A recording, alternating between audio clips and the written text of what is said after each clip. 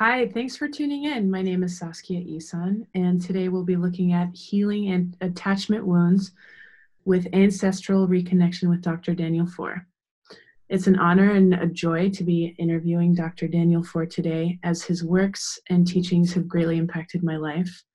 I'm a licensed marriage and family therapist and initially became interested in ancestral healing from my experience and understanding of intergenerational transmission of trauma and wounding that just gets passed down from one generation to the next.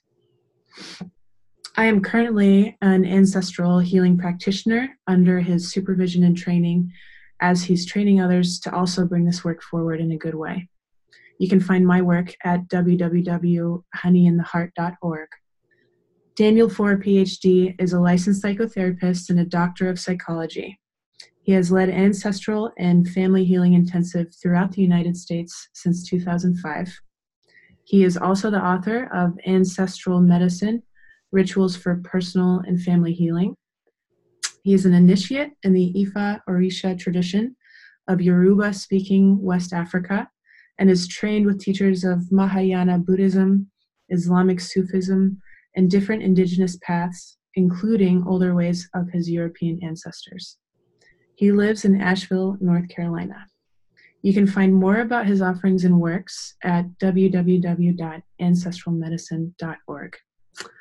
Hi, Daniel. Welcome. Yeah, thanks. It's good to be here. Thanks, Saskia. Thanks for being here today, and thanks for your presence and all of the work that you do and bring forward.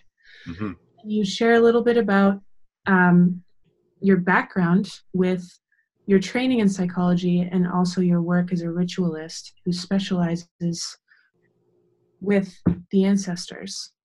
Yeah, just by way of context for people who are maybe hearing about this work for the first time in this conversation, I'm of early German, English, Irish, settler colonizer ancestry to North America. I wasn't raised with any framework for relating with the ancestors or ritual. I was marginally Methodist, but then stopped going to church. And as a late teenager, had the good fortune to connect with ceremony, shamanism, paganism, ritual kinds of things, and to start learning from teachers at age 17, and have stuck with it and worked for most of the last 20 plus years under the mentorship of somebody at some point, and did a degree in religious studies, did a master's in counseling, PhD in psychology, and trained as a therapist. And throughout the last 20 plus years of immersing myself in ritual,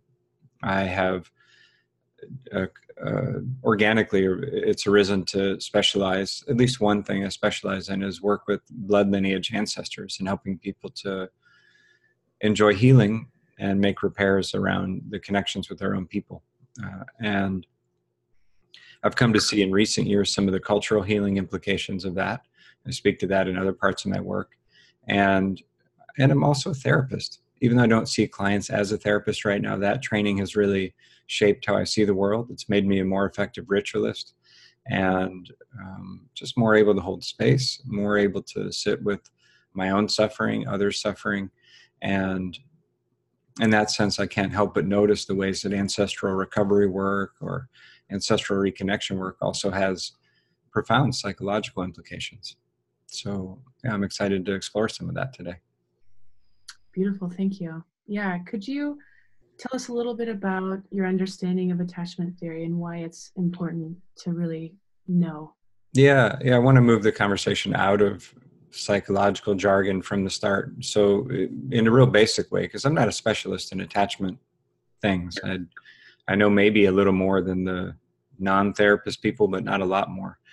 And John Bowlby, decades ago, studied the similarities between bonding between baby animals and their parents and baby humans and their parents, and noticed that there's a lot of important bonding and attachment kinds of things that are happening, especially at a young age, and that ideally that goes well.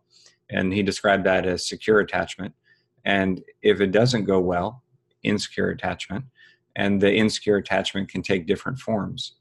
And the experiment that was done, and it happens all the time anyways, but it was just observed, of what's called the strange situation of the parent and child are together, and this is being observed, right, through a mirror or whatever, and the parent leaves the room.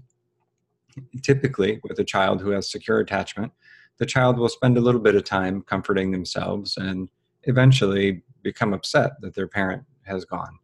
And when the parent comes back, the child will eventually be consolable and will reconnect. So that's in a simplified way, that's indicative of secure attachment style, like someone whose mechanism for bonding is pretty intact and functioning well. Ways that insecure or somewhat compromised attachment can show up can include when the parent leaves, immediately falling apart and being inconsolable, and not being consolable when the parent returns either. So having a very low threshold of tolerance for distress. Another is avoidant attachment. And it goes something like, the parent's here. Parent left. Parent's back. Whatever. Like sort of disengaged, and a disengaged style. And another is, I think it's called anxious or disorganized attachment. There are different technical ways that these get described, but this one is especially prevalent when children feel threatened by their caregivers and the parent comes back, and the child, in their confusion or disorganization, feels both afraid and an impulse to bond with them. And of course, millions and millions of children feel that toward their parents because their parents are perpetuating cycles of abuse and harmful behavior toward them and aggression. And so when your source of basic survival is also your abuser, that leads to a really confusing feeling internally. And Bowlby estimated, I think, and it seems true to me, that maybe half of at least the United States people Americans have secure attachment, and maybe half have some degree of insecure attachment. And these patterns show up in our adult relationships, and they can be gradually worked with, healed, tempered, but the imprint from early life experience around whether or not we successfully bonded with caregivers, it's profound. The impact is profound. And it's not a death sentence. It's not it in no way suggests that those things can't gradually heal and shift and change. But to overlook the impact of it would be, overlooking something really important. So that's, in a nutshell, that's kind of what I want to say about attachment. Is it's a very animal, deep structural thing that affects all of our relationships, really, and how we show up to relationship, whether it's with humans or the earth, the ancestors, etc. Mm-hmm. Great. How can one begin to develop more trust and relational safety with their ancestors? Yeah, well, the ancestors, it's a big topic that for most people, they haven't been raised with. I wasn't raised with a framework for even engaging the ancestors. So I had no discernment about it. When someone asked me in the late 90s, why don't you connect with your ancestors? It was great. It was very helpful, but I had never considered it. And when they said that, I had no thought that some were well and some were not well. I was like, okay, sure. Do this shamanic thing, connect with your ancestors, and it worked out. But one first thing to establish safety, which is important in relating with anyone, including the ancestors, is to recognize that not all among the dead are equally well in spirit. Just dying doesn't make you wise and kind and safe. If someone was abusive and hateful during life and they die, they could very well work it out. But unless they work it out, they're in some way going to continue along a similar trajectory. Death alone doesn't inherently bring about wisdom and love and kindness. It just means you're not incarnate anymore. And so the first thing is to recognize that not all of the dead or the ancestors are safe. Some people use the word ancestor more narrowly to refer to those among the dead who are safe and are well.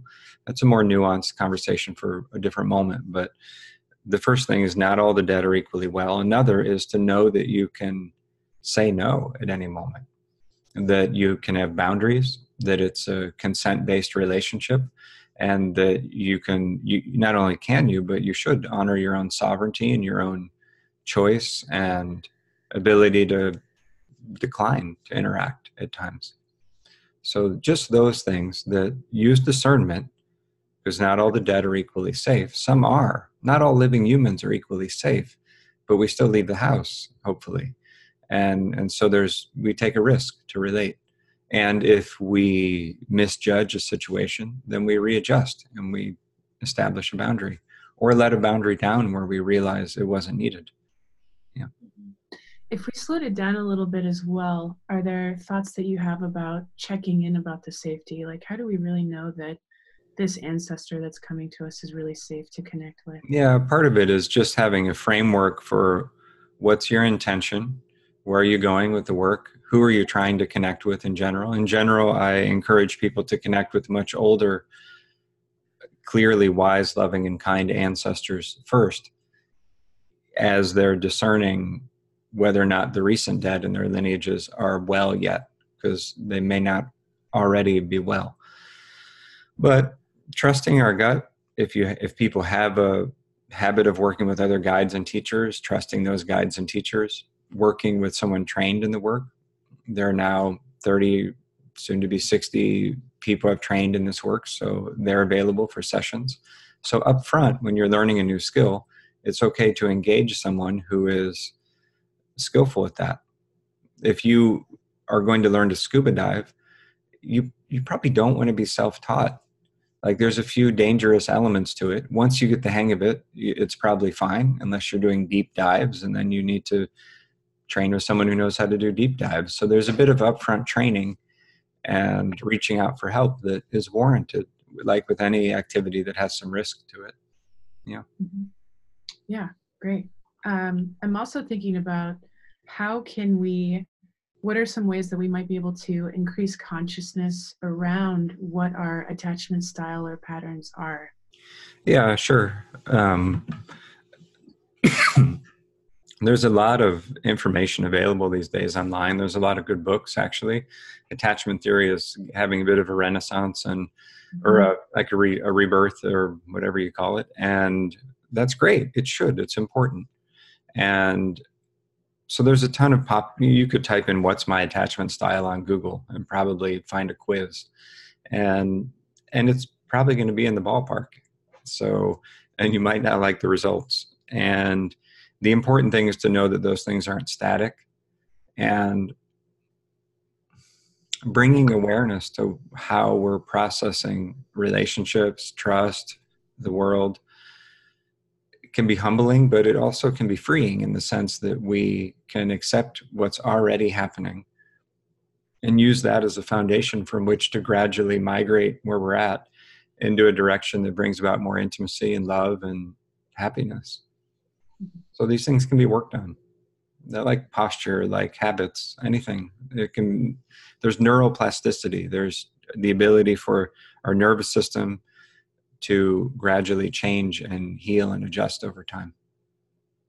Yeah, great. That's a really important point, is that it's not fixed and that there is room and space for shifting and change, and our ability to consistently grow in the ways that we've been shaped and formed and are in relationship. Yeah. I appreciate that a lot. That's a really for sure. No, it's very much like that. Yeah. Yeah. Anything else would be a hopeless kind of message. Mm-hmm. Yeah.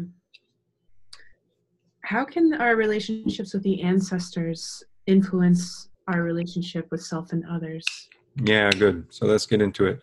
The ancestors, I'm talking in this context about blood lineage ancestors. There are many other kinds of ancestors, or they're important in different ways, and that's a conversation for another moment. But talking about family ancestors, they're the elders of the family. And these include, again, more ancient ones who lived on Earth 1,000, 2,000, or even more years ago. and yet are available in the present, ancestral spirits and energies, if you will.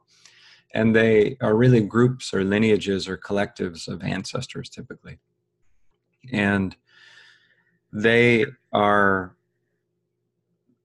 parent figures in a sense. We need at all stages of life elders and beings who can see us and mirror back to us our, who we are and help us along. And for even when a culture is functioning in a healthy way, for someone who's advanced in age, typically that person's elders are the ancestors. And for an adult, ideally, there's living elders who are not just advanced in years, but also have wisdom, perspective, kindness, and a real sense of gravitas and love and humility. Now, we don't always have that. Most people don't have those people in their lives. If you do, it's a blessing. Like, honor them, love them. And if you don't, you have access to those energies through the ancestors directly. The ancestors, the grandmas and grandpas and diversely gendered ancestors can provide an emotionally corrective experience, a reparenting experience, an experience of being in the presence of an elder energy that's not abusive, that's not overstepping your boundaries, that's specifically supporting your specific gifts and able to see you clearly, sometimes more clearly than you can see yourself, which is vulnerable. It's intimate. It can be humbling, but they can bring that quality of contact. And for many, many people, they've never had that. Or they've only had it from men, or only had it from women, or only had it in this one context, or whatever. And so the ancestors can bring a steady, consistent quality of reparenting, basically. And that's the exact way in which attachment distortions or wounding gets healed, is through what we would call earned attachment, or experiences acquired, or experiences during adulthood, typically, that are healing, that are like the good childhood you never got. So it's not too late to put that energy in the bank, so to speak, and to really see the benefits of it in your adult relationships. The sense is that the earned attachment in one aspect of life transfers to another aspect of life. It's one of the reasons that people find such solace in companion animals, because often the humans in their life have been so terrible to them. Not always. I'm not reducing it only to that, but I'm saying there's a quality of unconditional love that the animals can bring and that gets evoked in us around them. And that quality of energy is inherent in the healing. It's a way in which young children can be healing for the adults that welcome them to the world. Yeah. Yeah, that's exactly how I see it as well. And it's great to have access to relationships, even if they are of not human ways, like with animals that have this unconditional love that people can really connect with and have this sort of consistency. That's really a word that's coming up for me a lot right now, is consistency, and showing up in this way. Yeah. Which leads me to parenthood. And I know that you have a little one, and what has the initiation of parenthood highlighted for your experience of attachment with the ancestors? Yeah, well, so much. And I'm still in it. She's just 10 months old, almost. And for one, the children are the ancestors returning.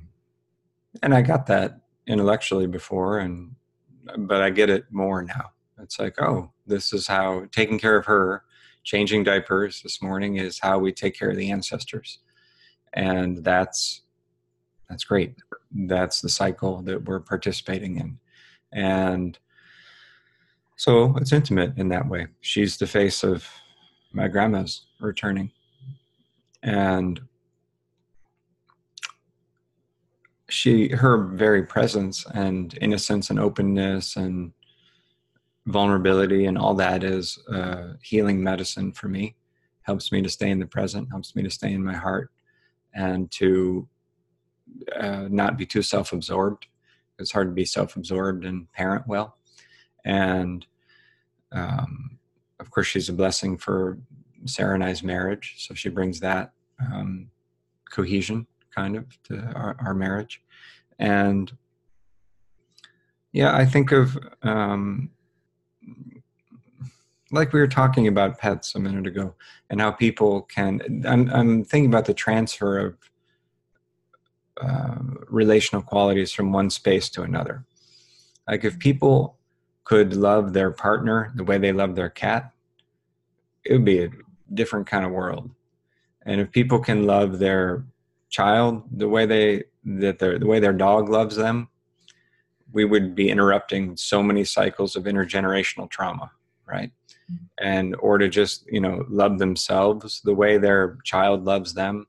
So when we look at relationships, there's so much about this longing to bond and to commune and connect that's either working or not working.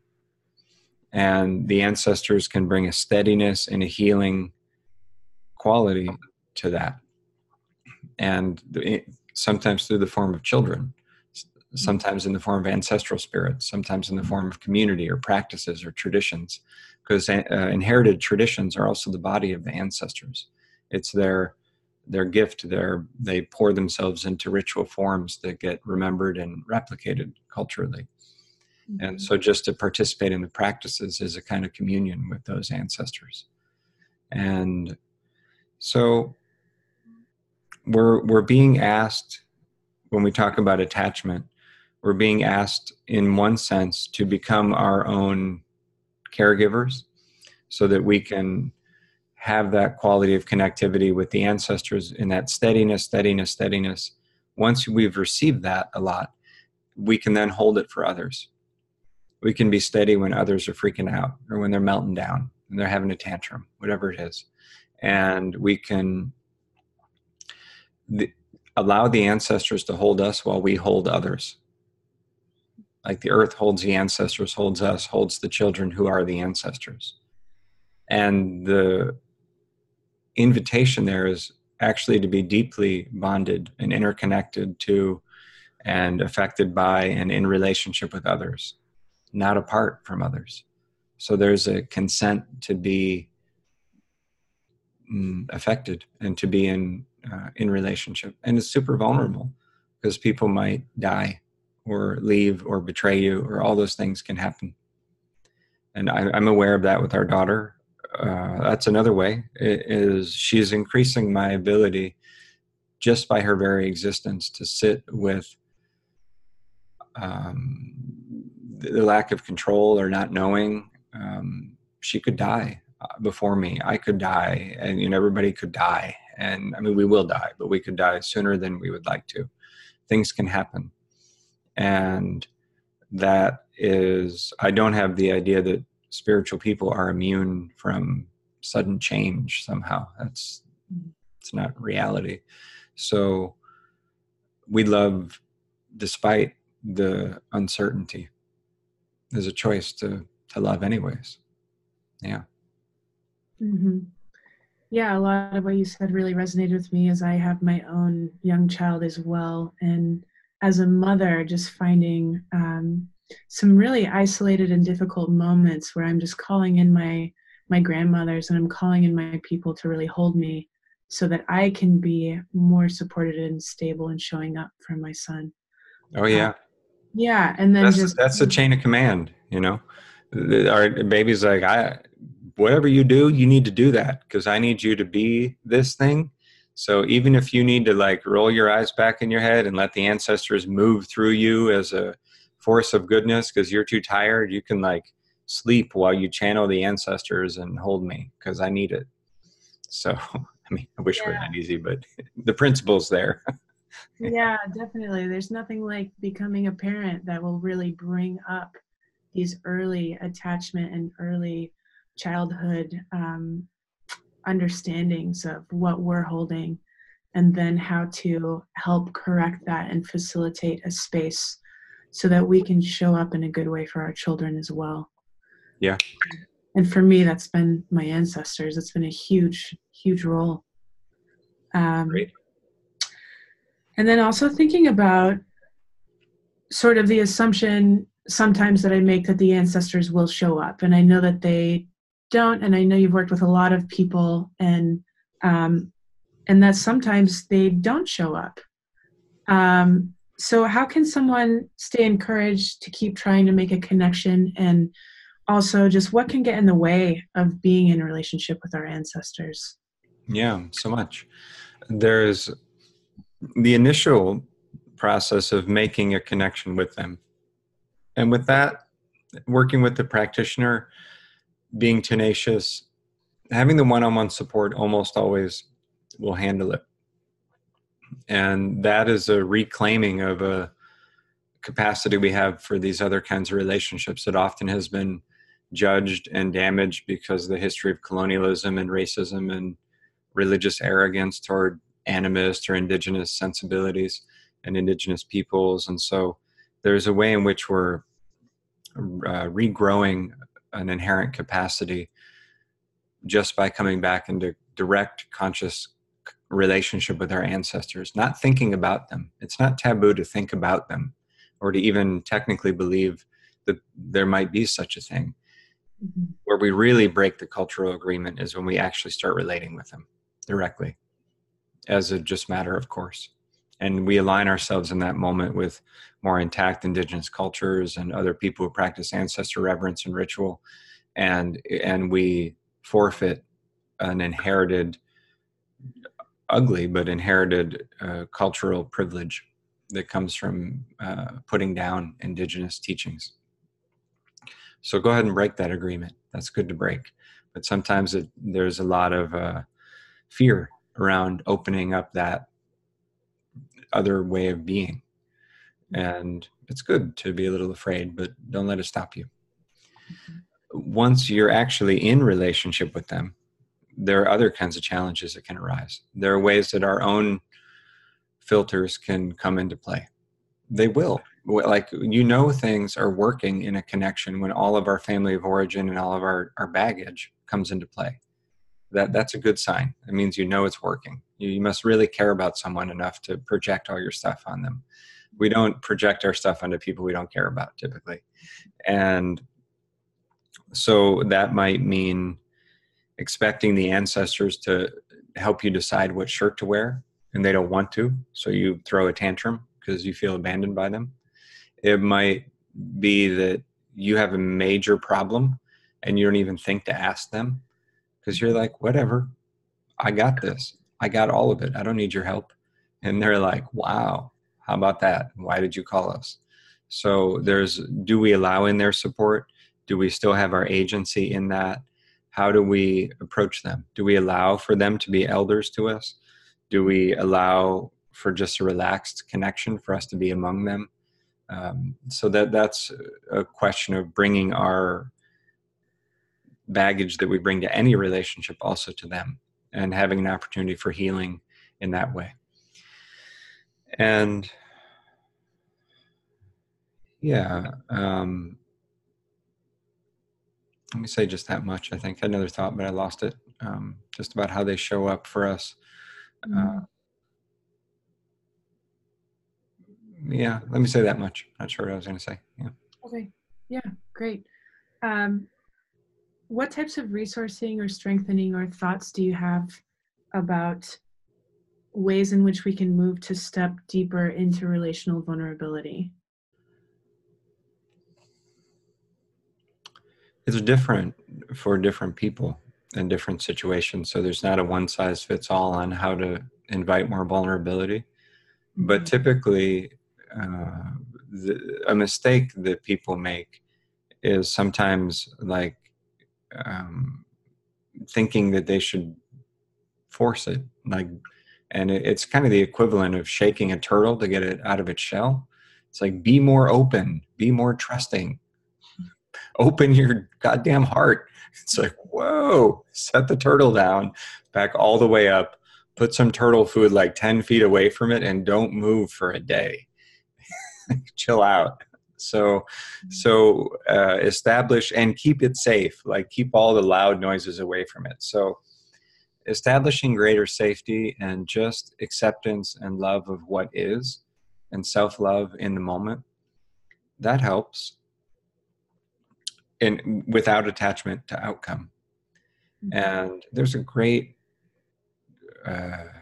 devastating but great quote, which I'll probably misquote, that I heard somebody reference to Marion Woodman, who passed recently. It's a Jungian analyst and a feminist archetypal psychology person. And she talks about getting in touch with our inner child energies, and how that's really vulnerable work, and touching the parts of our own being that are very fearful or vulnerable, and learning to care for those aspects of self. And she's saying, as soon as you think you're done with that work, like you're in the basement and you've reconnected with the children, you hear a scratching on the floor. Like, what is that? You realize there's like a trap door or a basement beneath the basement. And so you lift up the panel on it and you see the eyes of scared children looking back at you. They're hiding. And the real uncomfortable bit is you realize they're hiding from you. And so what are the ways that we relate with ourselves and that we show up in the world that diminish the welcoming energy for the most very vulnerable parts of who we are? If we can sit with that question, we're making some strides toward reparenting ourselves and asking, the wisdom of the ancestors to move through us as we bring self-love. If people don't have self-love, I don't tend to trust them that much. It doesn't mean that people can't have a lot of intelligence or gifts in other ways, but in terms of trusting them on a heart level, one of the qualities that people who I personally tend to trust more reflect on a heart level is kindness. That there's a real sense of humility and kindness toward themselves, toward others. Because the harshness is it's a painful inheritance. It's a painful legacy. I'm not saying we should judge ourselves for carrying those qualities, but the sooner we can soften around that, the better. Yeah, it's a big topic. And vulnerability isn't typically achieved in isolation either. Having others around us who bring kindness, whether they're human, incarnate people, ancestor people, the earth, our pets, whoever it is, those are great qualities to be around because they activate those same qualities in ourselves. Yeah. And if you have the means to do it and you have nobody truly kind in your life, hire someone. That's what therapists are. It's money well spent. It's worth hiring it. Hiring a therapist to bring that quality. I mean, you see a therapist for lots of reasons, but having sat in a lot of therapy in my life, it's money well spent. Agreed. And it's an investment on yourself, and it's valuing yourself, and it's modeling self-love as well. It's activism. These bodies are the earth. It's environmental activism to go to therapy. Good. Yeah, when you were speaking about just our younger parts of self, something that I was sitting with too while thinking about attachment and all of these earlier woundings was, for some people, they find themselves sort of attracting others with similar attachment wounding, which then might lead to sort of like a re-traumatizing cycle. So I'm just thinking if you have any thoughts about like how that pattern can be broken, and do these cycles continue between the living and the dead, and do these cycles even continue between the dead themselves? Well, we're not nearly as individual as we might picture ourselves to be. I sometimes reach for the metaphor of like the relationship of a mushroom to the mycelium, or a bee to the hive, or a fruit on a tree, something like that. But what we think of as many people in the West are conditioned to think of themselves as a very individual. And that's not false, it's just incomplete. because we're also part of a much bigger organism or network or rhizome or mycelium of consciousness, right? And that bigger net, at least in part, is the body of the ancestors, that collective organism. And that matters in part because anytime we even have a conversation with someone, let alone like get naked and make babies and like do the family magic or partnership, whether or not there's babies, and just to be clear, speaking in a way is intended to be very inclusive to people with diverse sexual orientations, gender identities, etc. So just partnership of any sort. It's a meeting of two different sets of ancestors. And so it's us and all of our people interacting with another person and all their people. And that's hopeful in the sense that once that bigger system that we are the face of is healed up, things can shift in a way that we might not have imagined possible.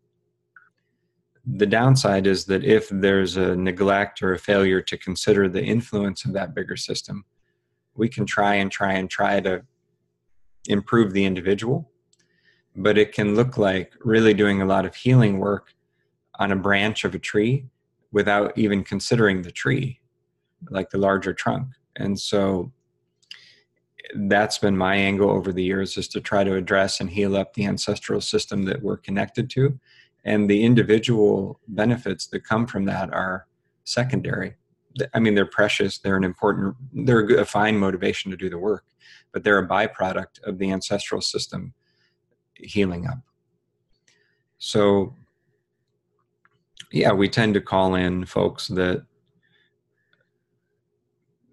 fit our wounding or fit our expectations or fulfill our picture of the world. And that, it sucks typically and is painful. And the good news is that if both people, at least one, but really ideally both people, are willing to work at it, there can be a real sense of partnership and transformation over time, and excavation and healing up a different kind of slow burn, sustainable intimacy that comes from both engaging in the inner work, which is also family and cultural healing work.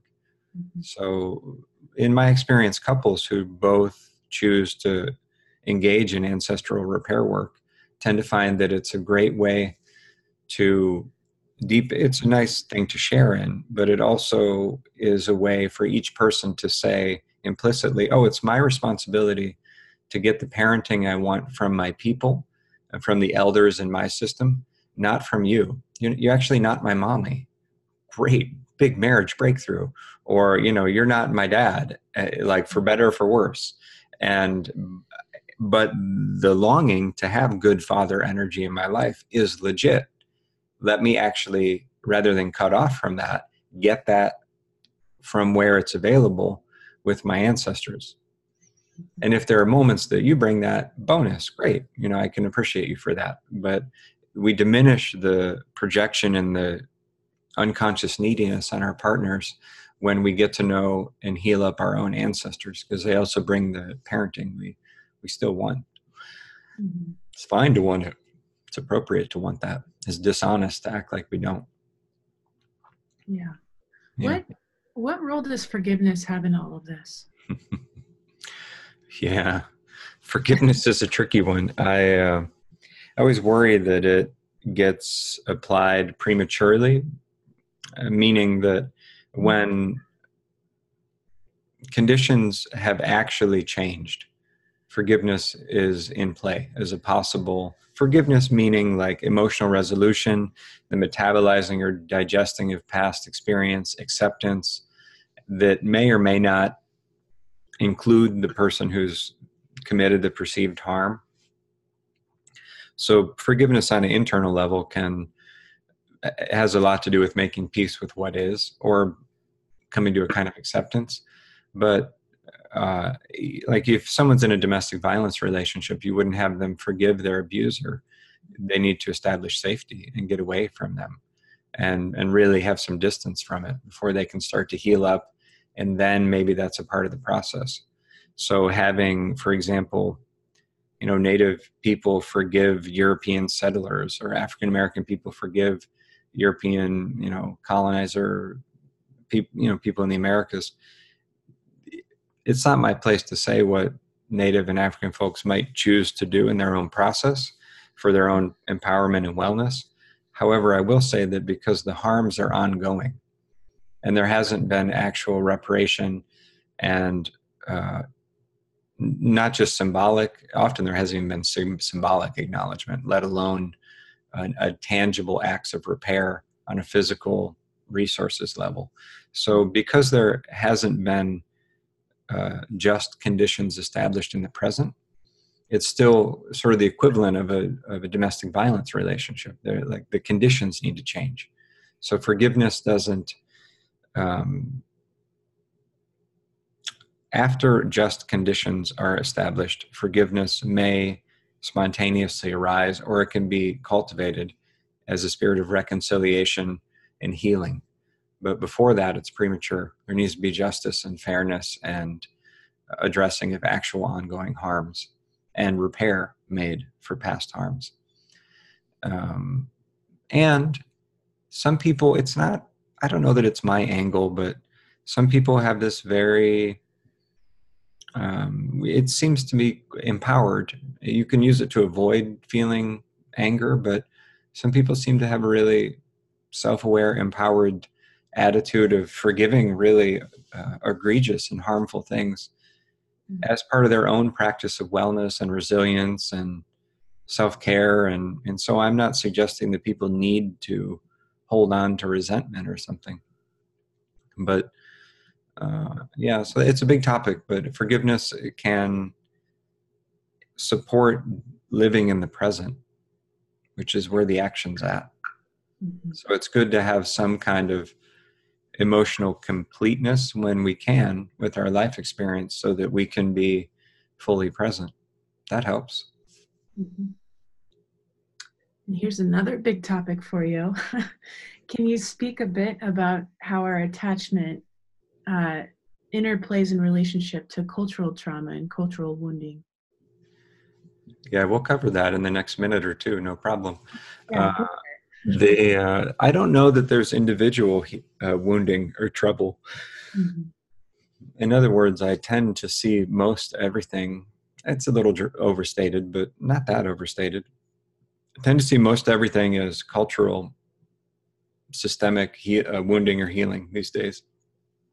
So, like if we addressed really deeply racism, colonialism, sexism, homophobia, transphobia, bad capitalism and income inequality, religious arrogance and intolerance, earth disconnection, if we really address those systemic cultural confusions, what's left?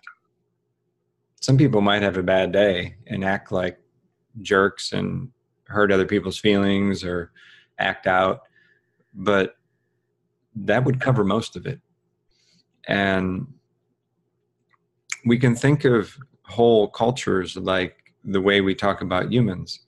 In other words, the attachment that individual humans and groups of humans form with the earth, for example. A lot of people around the world, not just legally and recognized indigenous people today, historically and still speak of the earth as deity, as mother, father, but as deity. And what is being suggested is that there's an ancient, primary, fundamental bond, and that one can have secure attachment with the earth. And when people are displaced through colonialism and war and aggression and judged and persecuted even for being in ritual conscious relationship with the earth, that disrupts our, you could say, cultural attachment. Mm-hmm. Colonialism is a direct affront to secure attachment, culturally speaking. And in that way, healing our attachment wounds from an animist or a ancestrally resourced perspective is a kind of decolonizing work, or it's a kind of reclaiming work. that complements decolonization work and is part of reclaiming our indigeneity, regardless of what our specific ancestors may be. Mm-hmm. So, if your heart's really scrambled and you're not able to have loving relationships, it's hard to be super effective with your activism or change work. There's a lot of folks, certainly not all, but a goodly percentage of folks of different ancestries who are involved in activism work.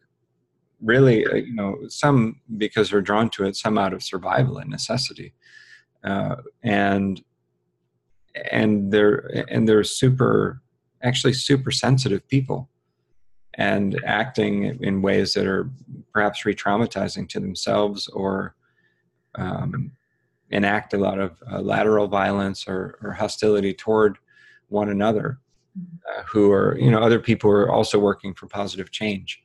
And I think there are some really important people within the movements who are speaking to that. And it's not like any of that is new, but it's new-ish to me. And so I see that most of it's awesome. And then there's also folks who are trying to address the systemic problems, which are really profound and really desperately need addressed, but not yet finding ways or not making the connection that it's also very important to heal one's own heart and one's own relationships. And that's also activism. It's also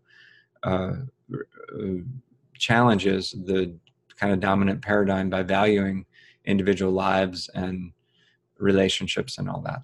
Mm-hmm. So just making a plug for that, and how the ancestors can be one source of resilience for people who are motivated to work for systemic change. That the ancestors broke it typically also, or they were there when it was broken at least. And so that they can have a really important role in fixing the trouble once they get healed up themselves. Mm-hmm. Yeah. Beautiful. And we are just about out of time, so I just want to check in with you and see if you have any final thoughts about anything that we've covered today or anything else that's on your mind before we wrap up. Yeah, I just want to encourage folks to find any way that works for them to explore, if they're drawn to it, coming into sustained, direct relationship with older, wise, loving ancestors. That's very possible. I've been doing this work for over 15 years publicly and longer personally, and I just have seen again and again and again that it's very possible for people of whatever background to be nourished and fed by direct connection with your wise old ancestors. And it's a very human thing to do. And the forums that are available for that are the book I've written, the directory of practitioners on my site, ancestralmedicine.org, and connecting with any one of them. And there are people who have low-income sessions, people who are people of color, indigenous folks. The work is in 7 languages now, and genderqueer, trans folks. So there's whatever your specific demographic is as a human, if it helps you to feel safer and well met to work with someone of a similar background, that's likely an option. So reach out if it's supportive. So the book, the practitioners, the intensives, the in-person trainings, which are happening, I think, in 13 cities, 7 countries in the coming year, and the online course.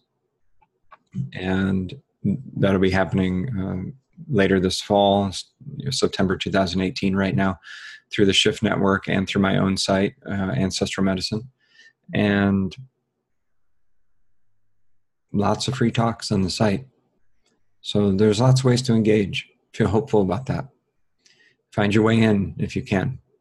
It's good. There's a lot of love and kindness with your own people. So feel good about that.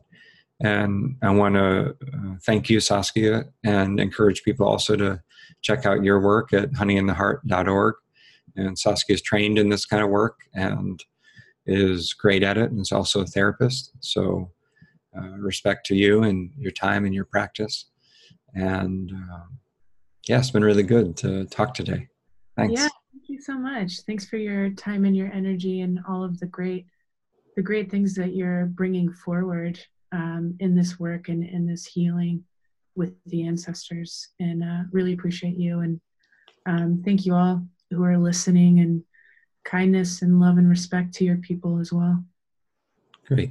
Thank you. Yeah.